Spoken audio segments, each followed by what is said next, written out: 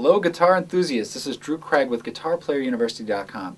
Now this is a common scenario I've seen among all my students and especially among you guys on the internet.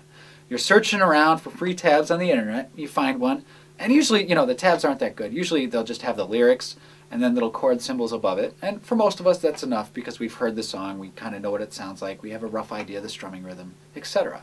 But one problem that always occurs is there'll be a real wacky chord in there somewhere. Like, most of the chords are okay, like you got a C, you got a G, you got a D, then all of a sudden there's this weird like F sharp minor chord or B major or something that we don't really know. So what do? We pull up another tab on FIREFOX and we look for chord dictionaries so we can figure out this one chord. Well, by the end of this video, you'll be able to find these chords on your own, and you'll also be able to find multiple places to play them. This is a really great video. So what we're going to be talking about is bar chords. Bar chords are a lot harder to play. They require a lot of strength. So if you have trouble with this at first, it's totally normal. You just got to keep practicing these. So let's take a look at a few bar chords. So the first bar chord I want to look at is our major bar chord. And it's important that we know where the roots of the chords are. And the root is the note that gives the chord its name. In other words, A major, the root of A major is A. So an A major bar chord looks something like this. We're going to take our first finger, put it all the way across the 5th fret, and make sure your finger's right up on the fret. Now we're going to take our 3rd finger and put it on the 7th fret and on the A string, and our 4th finger also on the 7th fret of the D string. And then our 2nd finger is going to be on the 6th fret of the G. And this is going to make our A major bar chord, and chances are it doesn't quite sound that clean if this is the first time you've played a bar chord. But just keep being patient with yourself. Now where did this come from? This is actually just like an E major chord. Just scooting it up using our first finger as a bar. It's basically the same thing, the same form, but now it's an A major chord. So the cool thing is about this, like you just saw, I can move this anywhere. Depending on where the root is, which is the lowest note we're playing, that determines what chord it is. So this would be a G major chord. This would be A major, B flat major. You can move this anywhere you want and get the major quality, depending on where you put the root. Now to make it minor, this is a piece of cake. Just lift up your 2nd finger. And it goes minor. And the same thing is true. If you want a G minor, move it to the 3rd fret. If you want an F sharp minor, 2nd fret. And the only other form I want to show you is dominant 7th. And how to make a dominant 7th bar chord is simple.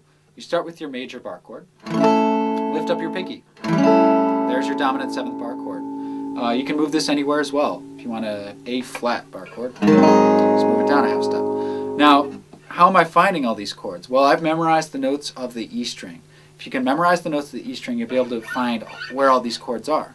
And it's not too difficult. So I wrote them out in front of you so you have them for now, but start to memorize the notes and it'll make it easy for you to find these chords. Now, I know what you're saying. Well, what if the chord in the tab was like D flat major? I got to jump all the way up to D flat major just to grab that? No, I'm going to show you another technique. Check this out.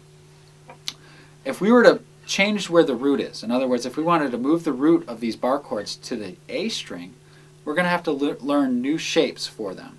In other words, if we move the root to the A string, the major chord's not going to look like this anymore. It actually looks like this. And this is kind of a tricky fingering. Some people prefer to bar their 3rd finger.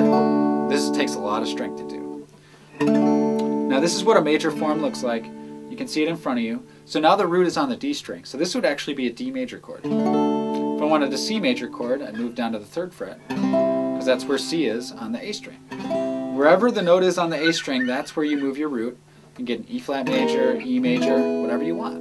Now let me show you a couple other forms. The minor form is actually very similar to the major form of the E string. It's just scooted down a string, like that. And you can see that in front of you. It's a very similar shape, so make sure not to mix this one up with the major form on the E string. This is the minor form on the A string. The only other one I want to show you is the dominant 7th form. Go back to your major form and lift up your 3rd finger. And sometimes it'll be easier to use your 3rd finger on the 7th fret for the dominant form. So now you have 6 different positions to use, and it's very important that you use different. It's very important that you can tell the difference between the ones that are based off the E string and the ones that are based off the A string, because that's how you can figure out what chord it is, by using those strings. So if you're figuring out what a C major chord is, on the A string your C is right here. If I wanted a major chord, I'd use the major shape. Now on the E string, C is all the way up here. So if I wanted a major chord on C on the E string, I'd use the major shape for the one on the E string. Now let's say I wanted a C minor. I just make that a minor shape. And same thing goes here. If I wanted a C minor, I'd use the minor form. But I'm using the form that has the root on the A string, and that's very important that we keep those consistent with the string. Otherwise, we're not going to be playing the right chords. But what this does is it shows you that there's a C minor here and a C minor up here. Also shows you that there's a B major here and a B major right here. So we have options all of a sudden. We have two places to play each one of these chords. So going back to the hypothetical example where we're on the internet looking for a tab, and it has some pretty easy chords, and then all of a sudden there's a really weird chord in there like F sharp minor. I can go through these forms and figure out, oh, there's an F sharp minor right here. There's also an F sharp minor based off the F sharp on the A string all the way up here. So obviously if we're playing in the open position, this F sharp would be the appropriate choice because we don't have to move very far.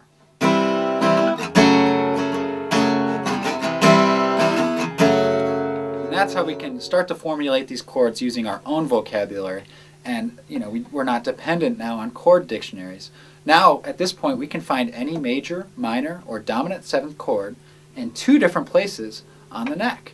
One place, the first place is based off the root notes of the E string, and the second place is based off the root notes of the A string.